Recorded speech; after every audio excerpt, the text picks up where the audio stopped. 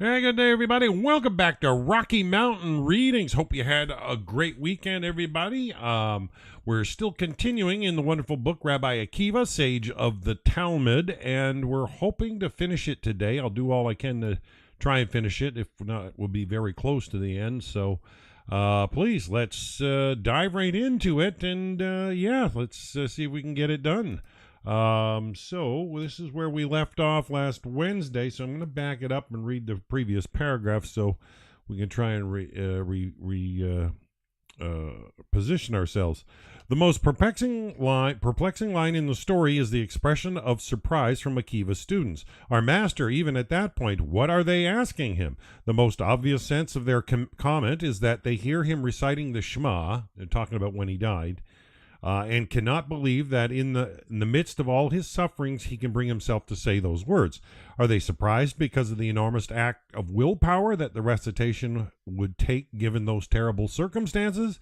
The story, as I have translated it, comes from the standard printed edition of the Talmud, but another related understanding of the student's question can be seen in Paul Mendes' careful analysis of the manuscript version of the Talmud. In one manuscript tradition, the text does not read as the printed edition does. He was accepting upon himself the yoke of the kingdom of heaven. But rather he was concentrating his mind in preparation to accept upon himself the kingdom of heaven. In other words, the students were amazed that under these circumstances, Akiva was doing more than a rote recitation of the words of the Shema. He was, in fact, applying full intentionality to the act.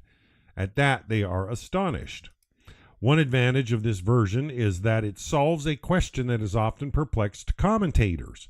How is it possible that Akiva interrupts his recitation of the Shema to speak with his students when such a break is a clear violation of traditional Jewish law, that one must say this prayer without interruption? But no matter which version one subscribes to, the traditional printed text or manuscript tradition that Mendel calls version A, the main explanation of the student's question remains the same. They are amazed by Akiva's ability to speak those words. There is, however, another way that we might read this interaction. It is possible that the students are amazed at the nature of the religious statement that Akiva is making. Perhaps what they are saying is something along these lines. Rabbi, even at this point, when you are being tortured to death, how is it possible that you can still be proclaiming God's greatness? In other words, the students may be asking their own version of what the angels cry out in the coda to the story. This is Torah, and this is its reward. But if this is indeed the student's question, Akiva does not answer it. Instead, in the moment of death, he does what he has done his entire career. He gives them an interpretation of Torah. Akiva dies, in Michael Fisbane's lovely phrase, in exegetical ecstasy, fulfilling a verse of Scripture. The Jerusalem Talmud has a different version of these events, in all likelihood, an earlier one. Rabbi Akiva was being prosecuted by the evil Turnus Rufus when the time came for the recitation of the Shema. Rabbi Akiva began to recite the Shema and laughed. Turnus Rufus said to him, old man, are you a sorcerer or someone who scoffs at suffering?" Akiva replied, "May you perish. I am neither a sorcerer nor one who scoffs at suffering. But my whole life I have recited the verse, you shall love the Lord your God with all your heart and with all your soul and with all your might," from Deuteronomy 6:5. I have loved him with all my heart, I have loved him with all my wealth, but I have never been tested with fulfilling all my soul. And now that all my soul has arrived for me, as the time for the reciting of the Shema has now come, I will not miss the opportunity to do it. For this reason do I recite it and laugh. Akiva did not get to finish the Shema when his soul departed. Yeah, and he cites this from Barakot 9.5 and also Sota, the suspected adulteress 5.7. Turnus Rufus, as we saw in chapter 3, is the Hebrew appellation for the historical figure Tineius Rufus, Roman governor of Palestine for a short period around the time of Akiva's death. We see certain elements of the latter and more familiar story from the Babylonian Talmud in this early recounting.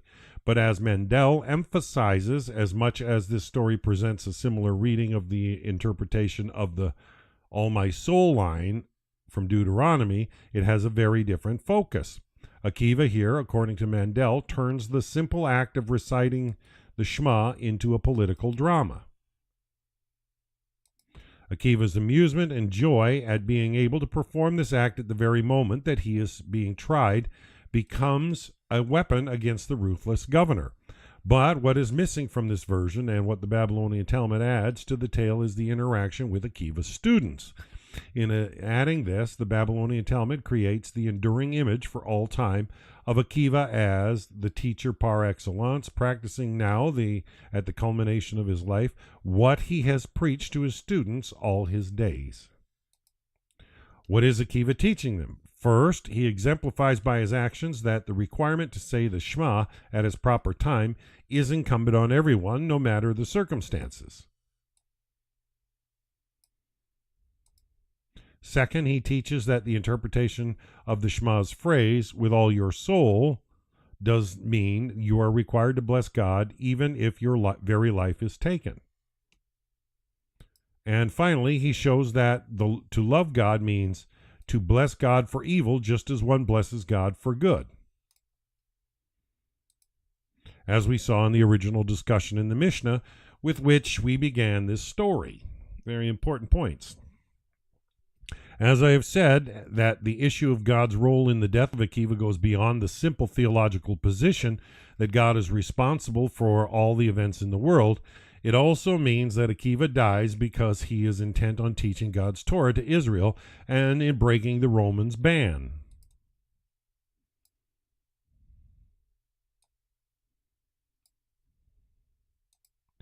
Thus, it is his intense connection to God that is at least partially responsible for the terrible ends that he meets. This is perhaps what lies behind the angel's lament. Where is the justice when a man suffers and dies precisely because he is fulfilling what God has asked of him? It is the problem of theodicy, where God is justice in an unjust and evil world. In this case, the angels get an answer. Happy are you, Rabbi Akiva, that you are invited to the life of the world to come. To modern ears, this may not seem like a satisfactory answer, but it is the classic religious response to the theodicy problem. And for the rabbis, it must have offered some comfort. Their assurance about an afterlife, a world to come, in some form or another, was part of their world view. But Akiva's afterlife was guaranteed in more tangible ways in this world. The death of Akiva became the prime model for later Jewish martyrs, to die with the Shema on their lips, to fulfill the deeper meaning of the Shema's phrase, with all your soul. These become the markers, in Michael Fishbane's words, held for the masses in this exhortation to die for the sanctification of God. Nowhere is this more pronounced or influential than in the late Byzantine Midrash of the 10 Martyrs, probably dating from the 6th or 7th century CE, which is more commonly known in poetic versions from its place in the traditional Yom Kippur liturgy. This text, usually called by its opening words, Ella Eskara, these I remember, tells the legend of 10 sages who are slaughtered during the Hadrianic persecutions. As Fishbane continues, although Akiva is but one saint among many, his heroic death decisively influenced the portrayal of others, even down to the promise of an eternal reward in heaven. Akiva was the ultimate example of Jewish self-sacrifice, and his afterlife lived on throughout the millennia in the memory of his people. Wow. Epilogue: The Afterlife of Akiva. To die saying the Shema, to fight against attempts to abrogate the study of Torah, to fulfill your mission as a teacher, even at the point of death, these are legacies handed down through the powerful narrative of Akiva's last moments. But Akiva's afterlife, that is, his place in the consciousness of the Jewish people, goes beyond his tragic death. He has lived on as the hero figure of rabbinic Judaism in many ways. To begin with, we have his teachings, or to be more precise, we have the teachings attributed to him in our classic texts. Akiva's name appears more than 1,000 times in the Babylonian Talmud alone. Of course, we cannot with confidence say that every statement made in Akiva's name was really spoken by him. The teachings of rabbis from the Tanaic period, that is, early traditions, are often quoted in later sources such as the Babylonian Talmud, which was edited some 300 to 400 years after the Mishnah. Richard Kalman has put it well. During the course of transmission, many of these statements were altered, amended, and completed in subtle or not so subtle ways, such as a statement's attribution to the Tanaic rabbi cannot be accepted at face value. How much, if anything, of the statements is Tanaic? Has it been doctored by later generations? Very fair questions. Is it an invention by later generations based on false assumptions about attitudes in a much earlier time? Yeah, or is it, just an idealism? And I suspect that as Akiva's fame grew in the generations after his death, his name became associated with comments simply because of his great prestige. But later, Jewish history has offered a judgment on the Akivan legacy, no matter what the real Akiva may or may not have said. These are the teachings that endure across the ages as being his. Probably no statement attributed to Akiva is more well known and more associated with him than this one of the verse, "Love your neighbor as yourself." Leviticus 19:18. Rabbi Akiva said, "This is the great principle of the Torah." It has even made it into a popular Hebrew song, Rabbi Akiva said. The utterance is usually quoted as a standalone statement, but it appears in rabbinic literature.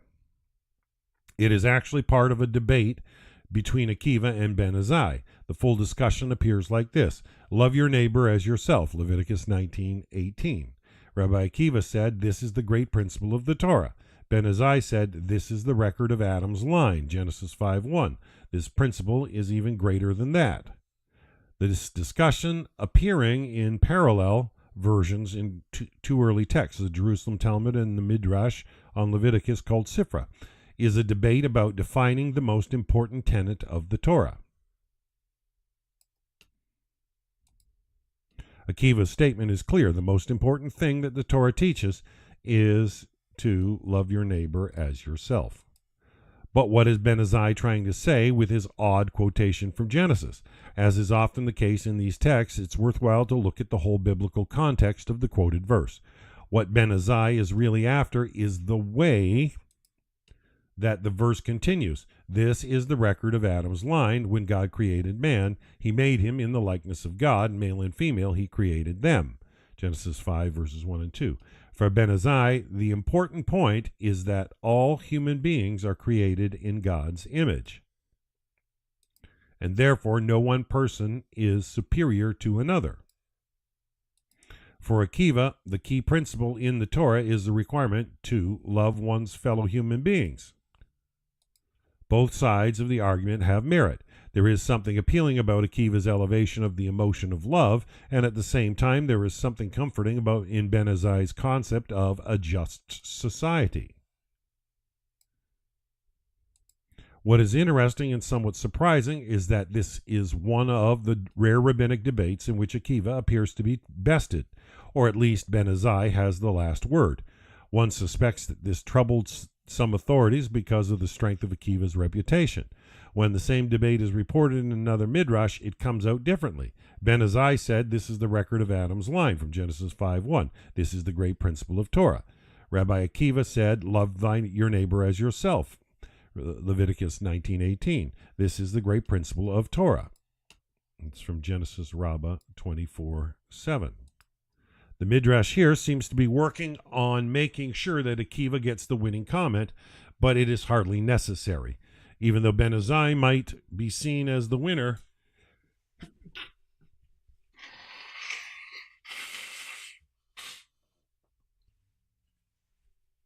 Forgive me, folks. I'm right at the tail end of this cold. Even though Ben Azai might be seen as the winner of the debate in the Jerusalem Talmud and the Sifra, it is the Akivian ideal of loving one's fellow human beings that has come down to us as the remembered essential principle of the rabbis.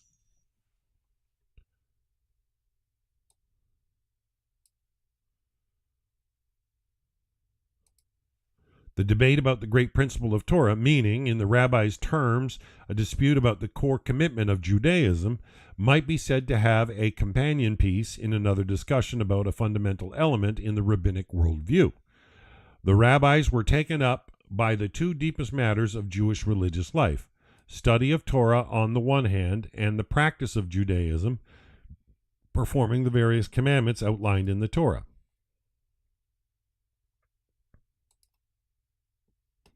And the rabbinic interpretation of Torah on the other. Here, too, Akiva has a major role.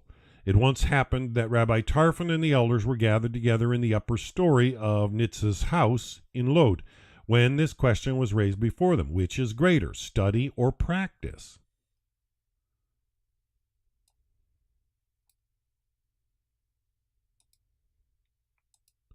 Rabbi Tarfon answered, practice is greater. Rabbi Akiva answered, study is greater.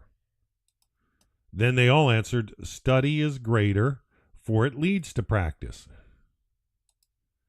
That's from Kiddushin Betrothal 40b.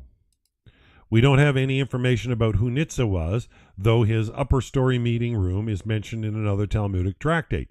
Nitza, we can assume, was wealthy enough to have a house with an upper story and devout enough to let his house be used for rabbinic meetings and discussions. The Hebrew word translated as gathered together, misubim, also has the meaning of reclining. It is in this sense that it appears in the famous 4 questions of the Passover Haggadah to explain that the meal should be eaten while reclining, not sitting. Indeed, misubin is the term used when the Haggadah describes the story of Akiva and his 4 colleagues, recounting the story of the Exodus through the night, which is understood to be a model of the intense conversation appropriate to the Seder. Every early rabbinic literature often uses the words mesubim to describe people gathered for a formal meal, a reclining meal, we might say. So perhaps that is what is going on in Nitz's attic room, a dinner conversation that turns into a debate. Sounds logical enough. The stakes are high in this dispute because it asks whether Judaism is to be a religion fundamentally about the life of the mind or the life of action, theory or practice, thinking or deeds. For the rabbis, these matters were of great moment. In the debate reported in the Talmud, neither Rabbi Tarfon nor Akiva gives an explanation for his position. The views are stated starkly. The debate ends with "they all answered," whereby the text seems to say that it was not just the elders who were agitating, but the debate, or not just agitating the debate, but that Rabbi Tarfon and Akiva also joined in with the conclusion. So this is a debate that Akiva has technically won. On the surface, it does appear so between study and deeds. Study is said to be more important, which was Akiva's position, but the answer is more complicated because a new element has been introduced into the conclusion. A reason is given for the concluding view. Study is greater, for it leads to practice. You're never going to be able to perform something you don't understand, especially properly. The conclusion, therefore, is paradoxical. Study is greater, true, but it is greater because it leads to practice. In other words, Rabbi Tarfon's position is confirmed after all. If study is important because it leads to practice, then must we not say that practice is greater than study? Depends how deep into the minutiae you want to go, I guess. I think the real point here is that all of them found a way to agree. Interesting. Akiva could hold the study point of view since it is given precedence, But Tarfon can feel that he is vindicated because practice is seen to be the purpose of study. What endures from this meeting at Nitz's home is a fundamental tension within Judaism that has played itself out throughout the generations in a variety of ways. Is study meant to be instrumental, aimed at teaching people the proper way to act, as is suggested by the conclusion of the text, or is studying fulfilling some other purpose, even beyond intellectual engagement? This debate, begun in Akiva's time, has endured throughout the ages. Investigating voluminous teachings on various topics attributed to Akiva presents significant methodological issues related to attribution and the transmission of traditions. I have highlighted only two rather central matters deeply associated with him in the texts we have just considered, but I would be remiss if I left the impression that Akiva was solely concerned with questions like those we have explored in the texts above. As important as those matters may be, there is another side to Akiva, one that we saw in the story of his ascent in the orchard. This is the Akiva who has been a hero for Jewish mystics throughout history.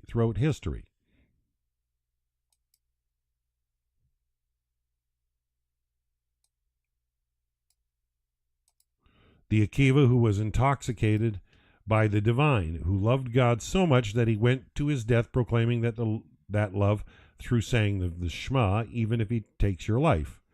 Akiva's passion, the eros of his connection to God, is reflected in a famous comment attributed to him by the canonical status of the Song of Songs, called in the Christian Bible the Song of Solomon. Was this book of sufficient piety to be included in the Bible? The Song of Songs presented a serious challenge, as it reads like a collection of starkly erotic love poems with no spiritual content at all. What place would such an obvious secular book have in the Bible? Good question. In the Mishnah, a number of rabbis are disputing the status of Ecclesiastes and the Song of Songs. Rabbi Judah the Patriarch, Rabbi Yossi the Galilean, and Rabbi Shimon ben Azai are all weighing in. Do these two books, they ask, have sacred status? Regarding the Song of Songs, Akiva makes an impassioned argument, bringing the discussion to a close. Heaven forbid, no person in Israel ever disputed the holiness of the Song of Songs, for all the ages are not equal to the day when the Song of Songs was given to Israel. For all the writings are sacred, but the Song of Songs is the holy of holies, and if there was any dispute, it was only about Ecclesiastes. So he cites where that comes from.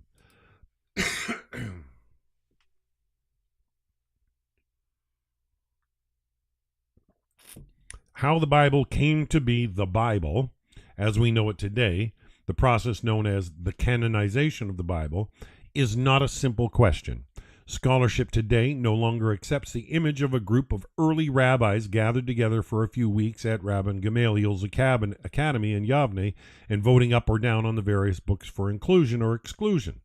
Unfortunately for all of us wishing for such a neat, clean story, it appears that the process was a good deal more complex than that, and many of the details are simply unknown. Yes, if you've studied any history, you realize there was a massive transition from scrolls to what was called codex, or a book form. Okay, there was quite a transition period, and you really don't see books even in existence really before the 2nd century as books. I mean, prior to the first century CE, I mean, everything was still scroll fashion. And you got to realize not everybody was literate. People didn't know how to read or even get access to in general, and it played itself out in everyday life. But as importance grew, especially when you see by the 3rd century when Judah the Nasi started to record the Mishnah, by that stage books were together in book forms. So I mean, you had like ancient libraries like, say, Alexandria, that had Just picture it would have been loaded with scrolls in slots rather than like a library we know of today with books on top of books. And even today we read everything digitally. So, I have quite an array here in my Kindle reader, different format, right? So there was a massive transition. So comprising the Bible as the Bible, I know in the Christian tradition, the first Bible was attributed to what was that sect name?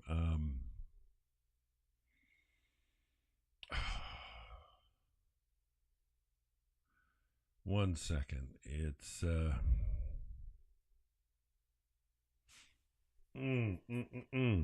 one that got really attacked by the Christian or Catholic or Roman sect hard. It begins with an M. Marcion. So Marcionites were a distinct early form of Christianity, but Marcion was considered to be the first one to write a Bible in the Christian world, and he only had the one redacted Gospel of Luke. That's the only gospel he had, and a select number of Paul's writings, but he was really anti-Semitic and didn't care for the Jews. So the Jewish formation of Scripture, the recognition definitely goes back to the members of the Great Assembly at the establishment of the Second Temple during, say, the time of Ezra and Nehemiah, but you did not have a book as a book for several hundred years. They were just scrolls. Yeah. The report of the debate in rabbinic sources, even though it may not reflect the exact particularities of the canonization process, gives us an insight into Akiva's thinking about this biblical work. For Akiva, the Song of Songs is nothing less than an extended metaphor, not of the love between two human beings, as it seems on the surface, but of the eternal love of God and Israel. Very important point. Michael Fishbane points out that for Akiva, the Song of Songs not only bespoke the covenant relationship between Israel and God, it also depicted God in terms even bolder than those reported by the prophet Ezekiel in his vision of the divine chariot. In some of Akiva's colleagues had doubts as to the song's sacred nature. He himself had none. In his view, it truly was the Holy of Holies. An even bolder statement of the importance of the Song of Songs is attributed to Akiva in the late 10th century midrash called Agadat Shir Hashirim. Had the Torah not been given, it would have been possible to conduct the world on the basis of the Song of Songs alone. What a statement. What a huge statement. In the Shir Hashirim, Agadat Shir Hashirim, had the Torah not been given, it would have been possible to conduct the world on the basis of the Song of Songs alone. Akiva's association with the Song of Songs then is deeply embedded within the Jewish tradition, highlighting the emphasis that he placed on love as a central value. The legacy of Akiva encompasses not only his specific teachings, perhaps even more influential was his vision of the nature of interpretation. This sounds interesting. A view that helped define the center of Judaism in general and Jewish learning in particular from his time forward. In other words, it was not only the message or messages that he communicated through his teaching, but the method he brought to the enterprise that defined how future generations viewed him. Game changer.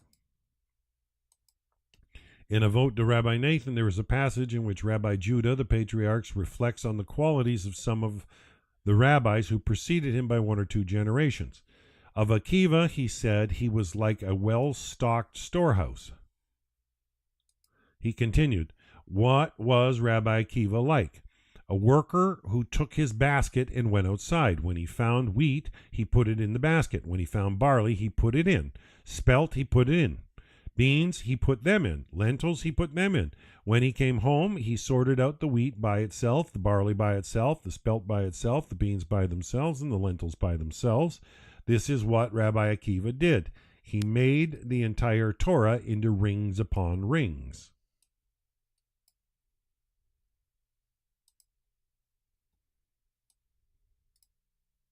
He cites the source. It is important to remember that tradition understands Rabbi Judah to be the person who put together the Mishnah, the fundamental text of rabbinic Judaism. In doing so, he organized the teachings of the first 150 to 200 years of the culture of the sages. Judah the Nasi, prince, yeah. He was so moved with the dispersion of the Jewish people that he felt if he didn't write the Mishnah, key components would be lost. So, it was, they really kept it close to their sleeves in the rabbinical chain back to Moses. Yet in this text, Judah pays tribute to what Akiva did almost a century before the Mishnah. Akiva, like the workers in the parable, came across disorganized, scattered materials, the food, we might say, that was Torah. He gathered these materials together, but he did more than that. He also sorted them. He took them out of the basket in which they were all jumbled together and figured out a scheme of organizing, making the entire Torah into rings upon rings. In Rabbi Judah's mind, it appeared that there already was a kind of proto-Mishnah before the Mishnah came into existence. Judah is paying an enormous compliment to Akiva here. He is close to saying, what I did you had already done, or at least you had already begun. Is this perception true historically? No one has ever discovered the Mishnah of Rabbi Akiva. But as one scholar has put it, Akiva's importance for the development of the Mishnah tradition is undoubted. Akiva may be the father of the Mishnah, but the particular literary form of the Mishnah, as it has come down to us today, cannot be directly attributed to him. One thing there is no dispute. In the eyes of tradition, Akiva was the essential figure that allowed the Mishnah we know to come into existence in Rabbi Judah's time. But I think this text is actually saying something more as well. The Hebrew word mavar,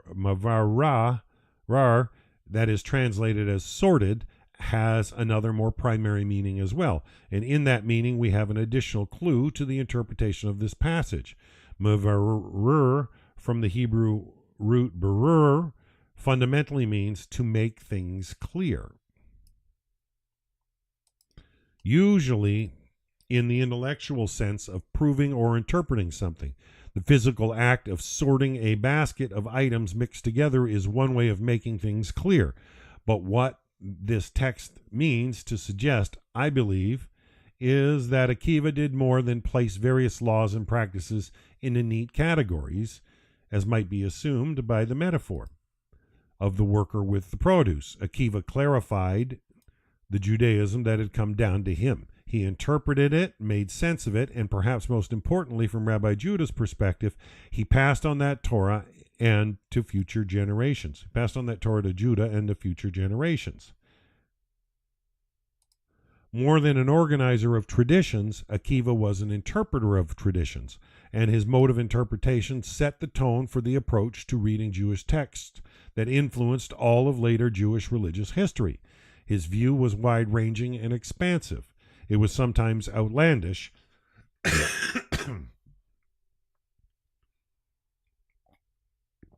as in his midrash from the Passover Haggadah about the number of plagues that affected the Egyptians at the time of the Exodus, but filled with imagination. It was not only the way that the story could have gone, there were other approaches to the study of Torah, but it was Akiva's that ended up enduring. Looking at the differences in the interpretive practices of the early rabbis led the 19th century German Jewish scholar Rabbi David Zvi Hoffman to suggest that this literature emanated from two different schools, the school of Rabbi Ishmael and the school of Rabbi Akiva. According to this view, Yishmael and Akiva, who are often described as taking opposing points of view in rabbinic debates, passed on to their students two contrasting modes of thought: terminology and interpretive strategies. Certain midrashic texts were seen as products of the school of Akiva, others of the school of Yishmael. Since Hoffman first suggested the theory of two schools, scholars have debated a series of questions. Are there in fact two schools? If so, how do they differ? Are the interpretive styles as distinctive as one might think by their being categorized as two schools? Or are there two approaches more alike than different? And were these two schools truly related to the actual historical figures of Akiva and Ishmael? Some scholars, for example, have accepted the notion that there being two schools, but have suggested dropping the nomenclature of Akivian or Ishmaelian to describe them, since it's hard to claim on historical evidence that the two rabbis really initiated two distinctive schools, although it is clear that there are two different interpretive approaches at play in the rabbinic sources. Still, the terminology associating with these traditions with these two early rabbis has pretty much stuck, which is to say, most scholars continue to use the term that Hoffman first introduced, despite whether Akiva and Yishmael were in fact responsible for these ongoing traditions. Most of the writing about the two schools is of a highly technical nature, focused in particular on two matters: the historical editing and evolution of the works in question, and the interpretive techniques used within the midrashic texts, the hermeneutics, to use the scholar's favorite term. But for our purposes here, how might we look at the ways that these traditions shed light on our portrait of Akiva? This was a question of great interest. I suspected that when Abraham J. Heschel, one of the key Jewish theologians of the 20th century, we read one of his books here on Rocky Mountain Readings.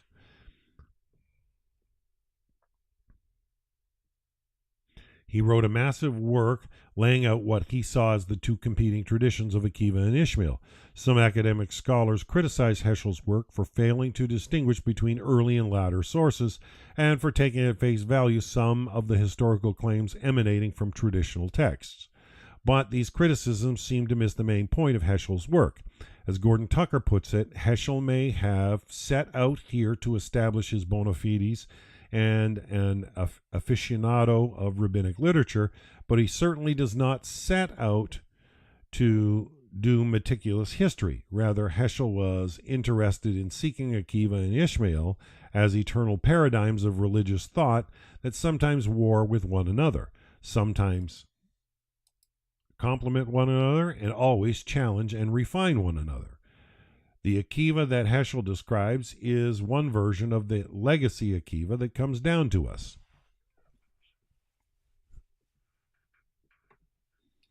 Heschel had rabbis in Jerusalem clarify it, because I so enjoyed Heschel's writings. I found them quite decipherable, but I had a bunch of rabbis in Jerusalem, a few of them say to me that he was quite responsible for conservative Jewish thought, which differed from the rabbis and Orthodox tradition. And yet I found Heschel's material profoundly well done and explanatory.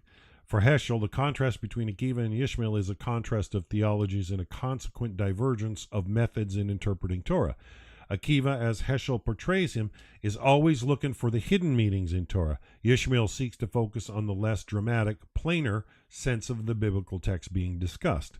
In many ways, Heschel's book is an attempt to rehabilitate the image of Rabbi Ishmael, to argue that, as he was devoted to cool analysis with no concern for hidden things, he had lost out to Akiva's pursuit of the mysteries of Torah. Akiva is the glamorous and exciting figure in Heschel's view. In the end, writes Heschel, it was an approach of Rabbi Akiva that conquered the hearts of Israel and was absorbed into its heritage. It is so woven and intermeshed in the lexicon of Jewish thought that one hardly perceives it as a distinct force. Some things just have that type of effect, of influence, There is no doubt that Heschel's binary categorization of the two rabbinic figures overstates the case to make the contrast. But in the arena of understanding the interpretive methods of the two schools, Heschel is not so far from the views that we can find in contemporary scholarship. In his methodical analysis of the two schools, Menachem Kana concludes that indeed Yishmael's midrash is generally more moderate than Rabbi Akiva's, and his expositions are also less distant from the simple meaning of the verse. He objects to Heschel's characterization of Yishmael as a rationalist who vigorously opposed esoteric expositions of the Torah and matters that cannot be attained by the intellect. Yeah, there are just certain things that we are not meant to inquire into, but knowing where that line is demarcated is not clear either. So, yeah, it takes a lot of mind to ponder some deep matters and come out with something coherent for sure. But Kana goes on to talk about Akiva's far-reaching way of expounding, while Yishmael is opposed the minute exposition of biblical verses practiced by Rabbi Akiva. Contemporary scholarship then would chart these differences as significant, though considerably less pronounced than Heschel's presentation.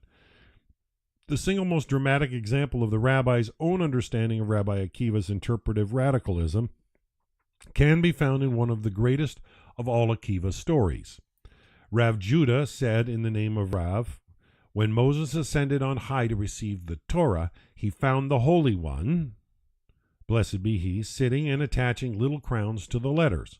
Moses said to him, 'Master of the universe, what is holding you back from giving the Torah?' God answered, 'There will be a man in the future at the end of a number of generations, and Akiva ben Joseph is his name. He will interpret heaps and heaps of laws from just the tips of these crowns.' Moses said, 'Master of the universe, show him to me.' God replied, 'Turn around.' Moses went and sat down in the back behind 8 rows of students, but he did not understand what they were saying and was distressed." My Rabbi Goldberg shared this story with us about a month or so ago in our Genesis class. When they came upon certain matters, the students asked Rabbi Akiva, "Master, from where do you know this?" And he said to them, "It is a law given to Moses at Sinai," and Moses was comforted. Moses returned and came before the Holy One, blessed be he, and said, "Master of the universe, you have a man like that, and you're giving the Torah through me?" God replied, "Quiet, this is what I have decided." And it cites where that is from. Moses has gone up onto Mount Sinai to receive the Torah and finds God's working, as it were, on the finishing touches of the document. In the traditional calligraphy of a Torah scroll, 8 different letters in the Hebrew alphabet have special ornamentations, here called crowns. These are very important. I was reading still in Rabbi Nachman's material, and the way he cites the Aleph, the writing of the Aleph in Hebrew has 2 yods with a specific, is it a He or a Chet through it? Importantly, the construction of the letters play a big factor. Instead of moving forward with giving the Torah, God is waiting until he finishes this calligraphic work. Moses is astonished. The entire revelation of the Torah is being delayed because of this small matter. But God has a response. This, God says, is not a mere affection or aesthetic nicety. In the future, a man named Akiva ben Yosef, one of the rare times in rabbinic literature that Akiva's name is used, will come along who will be able to use these little crowns to interpret heaps and heaps of laws. Moses is amazed and longs to see this extraordinary person. God accommodates his request by putting Moses into a kind of time machine into the future. All of a sudden, Moses is sitting in the back of Akiva's classroom. It is a stunning narrative move, surprising to find in a Talmudic text. But the time travel element is clearly intentional. The Talmud scholar Jeffrey Rubenstein points out that the phrase turn around could also be translated turn to the future or back to the future. Sitting in the class, Moses is distressed. He understands nothing that is being said. It's kind of like, viewing at future generations, how are they going to understand what you really intended? This is a remarkable story in many ways. The time travel, the pairing of Moses and Akiva, the role of God, but nothing is quite as extraordinary as the moment when Moses becomes depressed by his inability to understand the discussion. It is only when Akiva cites Moses' authority that Moses is able to revive himself. Not only is Akiva asserting the importance of Moses, but it is no accident that the text has him use the traditional phrase, a law given to Moses at Sinai. At that exact moment in the Midrash when Moses is standing on Sinai about to receive the Torah. But what does it mean that Moses cannot understand the future debates surrounding the very Torah that he is about to receive from God? Moses is so distressed that he wants God to give the Torah through Akiva, not through him. But God will not relent, nor will God explain the reasoning behind that decision. Shut up, God essentially tells him, I've made my decision. The point being, there are certain matters that scholars, just shouldn't tread into and have to accept on faith alone. But there's, the way Rabbi Nachman really just profoundly opens up all kinds of ideas around this as well. One of the most extraordinary things about this story is that the rabbis who composed it show how well aware they were of the necessary evolution of Torah interpretation over time. Yes, and this is where permission is granted from Almighty God for this reason without deviation from the text of Torah itself. This is the way the interplay between the necessity for oral and written traditions. Written can hem you and pin you in a corner, but it comes down to balancing it. The best way to understand it is legitimate relationship. Is if it's a legalistic relationship that you must, it's no longer out of love and choice. So balancing that is necessary. Yeah, even Moses, the greatest of all prophets, the person closest to God's revelation, even Moses will not be able to understand the way the Torah interpretation grows over time. Rubenstein, in his close reading of the story, puts it well. The storytellers here are trying to deal with the gap between the original revelation on Mount Sinai and the contemporary Torah of the rabbis in the Talmudic period. The storytellers are keenly aware that Torah has expanded and developed as each rabbinic generation has added interpretations, legal pronouncements, and explanations to the corpus of tradition. Yeah, where the line gets drawn is they're not allowed to denounce former rulings, because that would mean that they have to denounce all rulings all the way back to the very beginning in modern interpretive light. And then nothing would stick. And so, they had such vast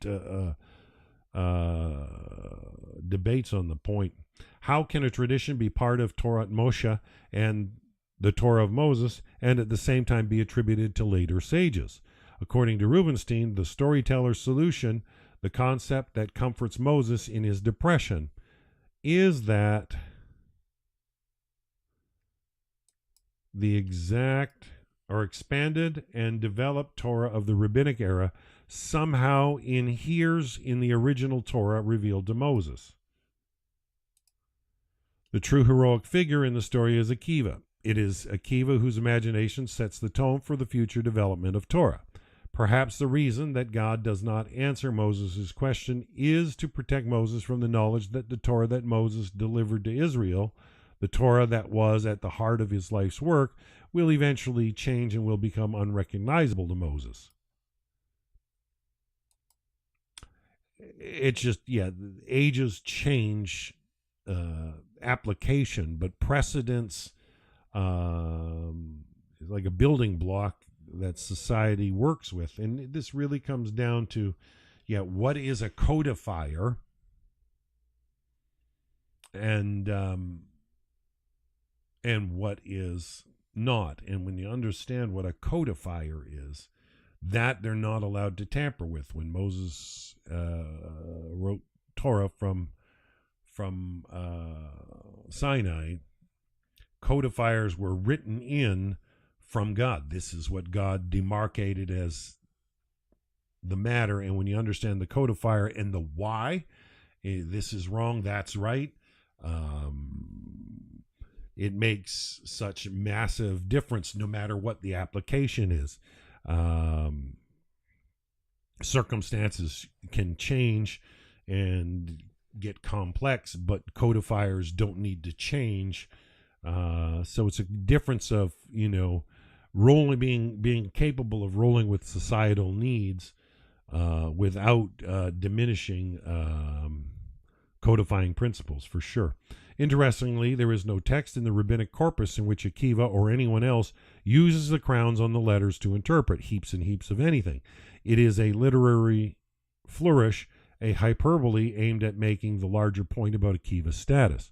The story, in the words of Azan Yadin Israel, brings together the two themes: the inherently mysterious Torah and the gifted interpreter capable of uncovering its secrets. The mysteries of the Torah are, the narrative informs us, located in the crowns of the letters. These graphic flourishes are not part of the language of the Torah, and their interpretation indicates that Rabbi Akiva is able to derive meaning even from non-Semitic aspects of the text. They are, in other words, oracular markers. This is a huge statement. Oracular markers they're meaningless to all but an interpreter gifted with divine insight. Clearly, Rabbi Akiva is this interpreter, the reader for whom the Torah is intended. He is ontologically the reader of Torah, since God composed the work with Akiva in mind. As remarkable as this story is, to this point, its conclusion is almost extraordinary. Moses said to God, "Master of the universe, you have shown me his Torah. Now show me his reward." God said, "Turn around," and Moses turned around and saw them weighing out Akiva's flesh in the marketplace. "Master of the universe," Moses said, "this is Torah and this is the reward." God replied, "Quiet, this is what I have decided." And there's the source. Moses asked God a question once again, and once again God does not answer. But here the question is a good deal darker. Moses has received another glimpse into the future and has been brought to the execution of Akiva. We are given a gruesome detail that did not appear in the other stories of Akiva's death. The flesh that the iron combs had ripped from Akiva's body is now being sold in the market.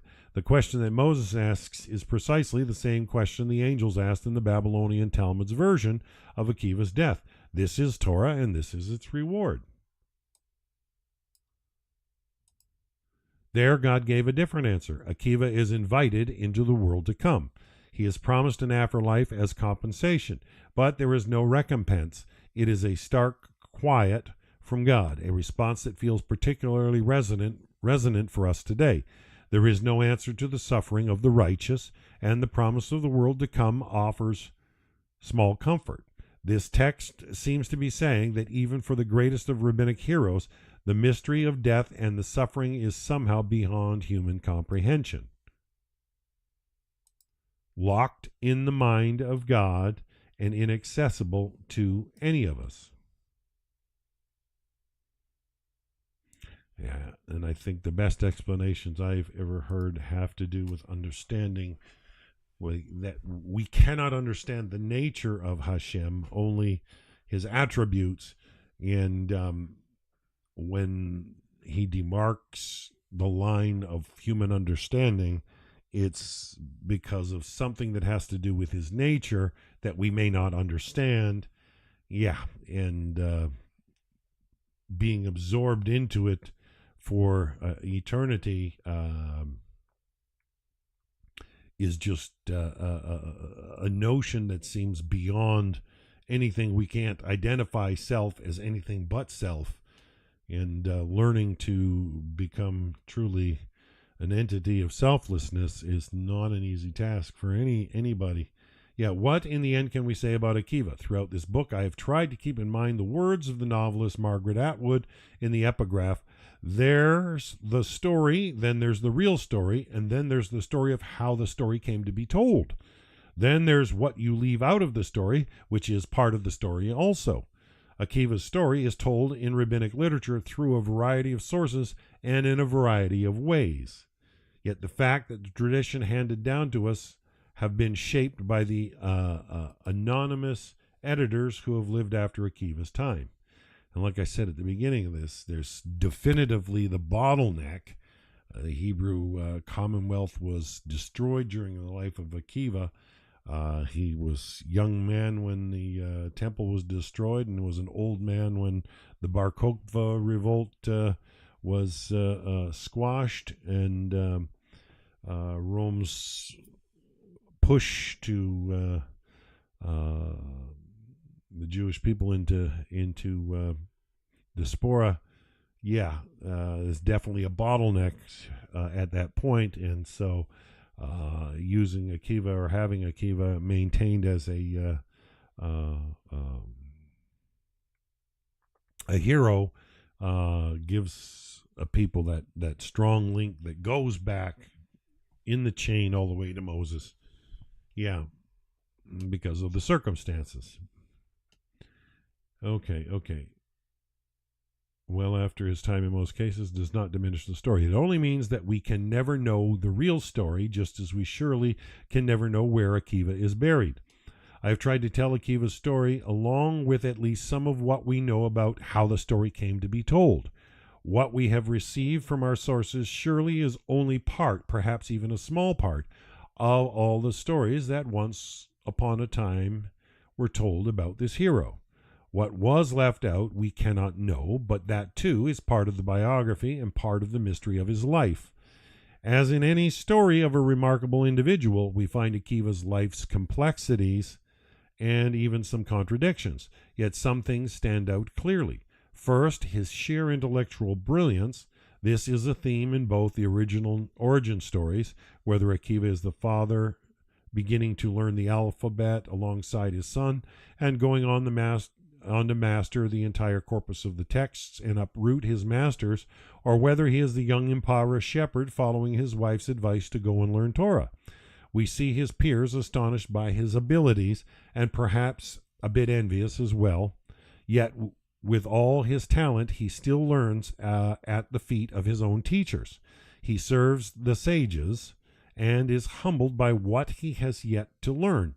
There is Akiva's remarkable mixture of pride and humility, as he dismantles the mountain that came before him on the one hand, and yet tells the brother of Dosa ben Harkinas that he has not even attained the rank of shepherd on the other. And perhaps there is an old injury that stays with him, lacking an ancestry of either learning or wealth. He is conscious, at least in his early years, of the social status that he does not have. In some of the sources, we see profound connection to his wife as he honors her and recognizes what she has sacrificed for him. In later years, he finally gives her the life of comfort that she feels she deserves, but much of their life together remains unknown to us. It appears that he has known tragedy in his life. What does it really take to make a great leader? The hazy references to the deaths of children, the strange plague that kills his students, and his life ends with terrifying torture. But he becomes the great figure of a heroic death, an exemplar for the ages. He is a model for Jewish mystics, ascending to God's hidden chamber and returning to life unscathed. What a story that was. And in his defense of the Song of Songs and in his argument with Ben Azai over the fundamental teachings of the Torah, he becomes the great advocate for love in the rabbinic tradition. This is, at least in part, the outline of the story of Akiva. its relationship to what Atwood calls the real story, will never be known. Nor, to my mind, does it much matter. For me, this idea is best summed up in the essay on Moses by the great early Zionist thinker Ahad Ha'am, the pen name of Asher Ginsburg from 1856 to 1927. Ahad Ha'am's Moses, in the words of his biographer, represented his most coherent attempt to sketch out the meaning of authentic leadership in Jewish culture. And it captures quite beautifully an idea that applies well to the story of Akiva, that what ultimately mattered was not necessarily what historically accurate, but what entered the historical consciousness. Question of effect rather than actual history. That is, what ends up being truly important is the shared memory of people down through the ages, no matter what the historical facts may have been. Ahad Ha'am puts this idea regarding Moses in lyrical prose. There are times, he wrote, when I see learned men digging around in the dust of ancient books and manuscripts to raise from their graves the heroes of history in their true form. But it seems to me that they are liable to overrate the value of their discoveries. They don't want to see the simple fact that not every archaeological truth is a historical truth. Did Moses really exist? Did his life and actions really correspond to what has been handed down to us? There are many questions like these, but in my heart, I wipe them away in an instant with a short and simple answer. This Moses, this man of the ancient past, is of no concern to anybody but the antiquarians. For we have another Moses, our Moses, whose image is fixed in the hearts of our people from generation to generation, and whose influence on our national life has never ceased from the days of old to the present. Wow.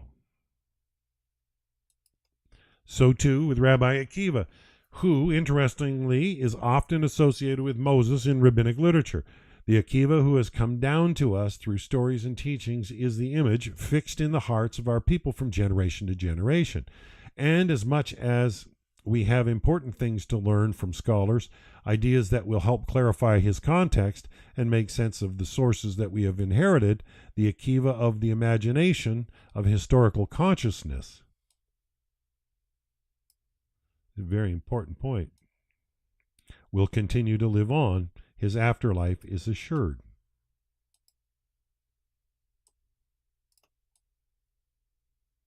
Well, we only got a couple more pages, folks, so let's continue and knock this off.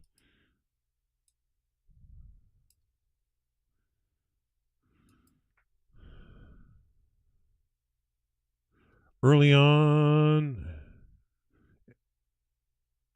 in my work on this book, a wise friend asked me an interesting question. I know Finkelstein's Akiva, he said to me. I know Heschel's Akiva, and others as well. What I'm wondering about is, what is your Akiva? It was a question that I wasn't ready to answer when he asked it, but it was not far from my mind during the next few years as I worked on this project. Of course, there are many Akivas. For some people, I'm sure the first image that comes to mind is the story of his death. It is enshrined in the Jewish liturgy and is the model for martyrdom that sadly has been enacted many times throughout Jewish history. I too have that terrifying picture of Akiva in mind. Second is the Akiva, the scholar and interpreter, the fertile and innovative reader whose mind, as Heschel put it, conquered the hearts of Israel. And though one cannot claim that Akiva created his interpretive mode, it has been so deeply associated with his life and teachings across time that he might as well have. And of course, I think of him like that as well. But neither of these two Akivas is the one that stands out for me. When I picture Akiva, mostly I think of him among the sages, part of that small community, that Havurah, that circle of friends, of teachers, and of disciples, arguing, conversing, agreeing and disagreeing, sitting at meals, at prayer, or teaching and learning in small rooms in the homes of the sages or of wealthy friends. That multivocal assembly of voices recognizes Akiva's genius, but he is not the only teacher, and at times he is in fact a student. Disagreement is allowed, indeed, it is encouraged. This is where Akiva shines, where his heart sings, in the give and take of learning and debate. He may be discussing the exodus from Egypt with his colleagues until dawn. He may be walking on a hillside overlooking Jerusalem, or comforting Rabbi Joshua after he has been humiliated by Rabbi Gamaliel. Or he may be teaching his students while he is in the grasp of Roman torturers. But he is always part of a community of companions, even the ones with whom he disagrees, or even when he is being criticized. The Talmud quotes a folk saying that sums it up well. In Aramaic, it is ohevruta o mituta. And a fair English translation would be, give me friendship or give me death. That is the Akiva who stays with me the most of all. A man in the community of the sages, talking about Torah, setting the stage for the future. Wow, what a beautiful finish. And that way we made it to notes. So yeah, we did get through the book today. I hope you guys have been enjoying this. I think that last chapter really brought it home when you think about the timing or the need that the Hebrew people had for a hero at that time. And maybe, history, was soft, towards that hero in order for the inspiration to continue.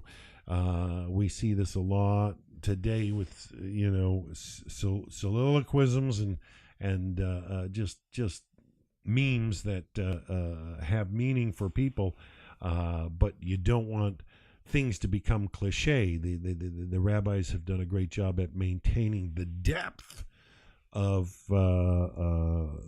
who their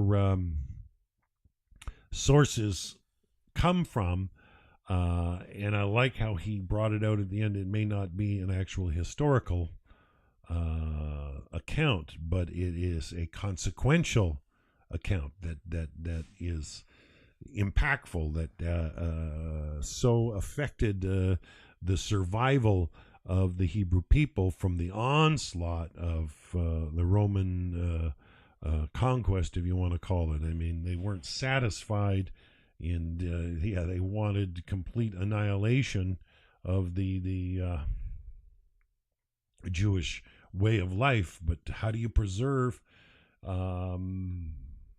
such necessary beauty in the face of such onslaught? And a hero such as Akiva is definitely required. And I like that story where Moses gets transported in time, in a sense, because it throws in the notion that Hashem knows all our days before one of them ever began, and his divine providence rules over all time, all at once and forever, always, and nothing's ever going to catch him off guard. All is foreknown, yet free will is given. I think they attributed to Akiva in this section, which is such a huge answer to the question of divine sovereignty or human free will, and their tension that's between them. And if it was Akiva that passed that on, or even in memory, all is foreknown, yet free will is given. You didn't take away sovereignty from Hashem, and the reality of free will. And I think what it comes down to is questions of responsibility. And often I find the wicked today always discharge themselves of responsibility, and they don't realize where it's a breach of a social contract. And I read a wonderful article the other day about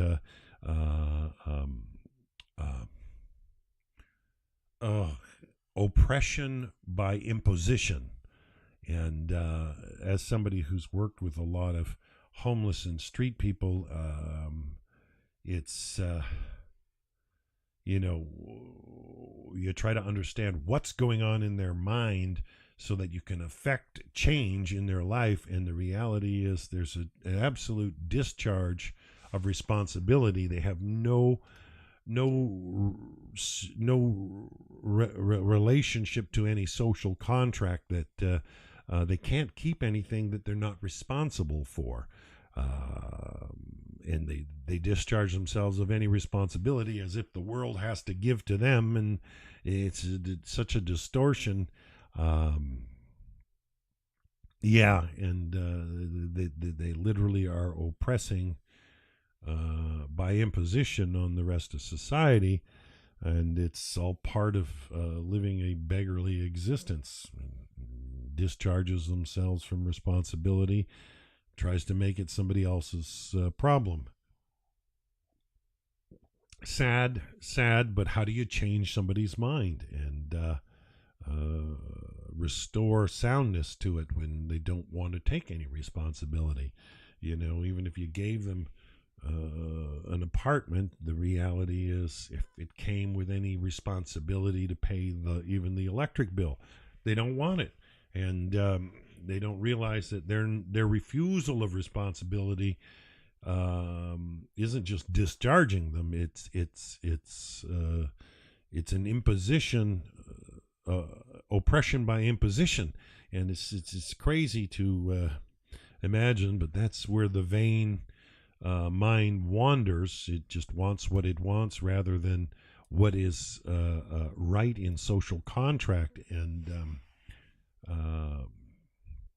I think Rabbi Akiva's life emphasized the elements that are necessary for building social order, and this is what being B'nai Noach is generally about. It's about not just your connection between you and Almighty God, but how you're functioning in society with others and your relationship to yourself as well. And literally an exciting book.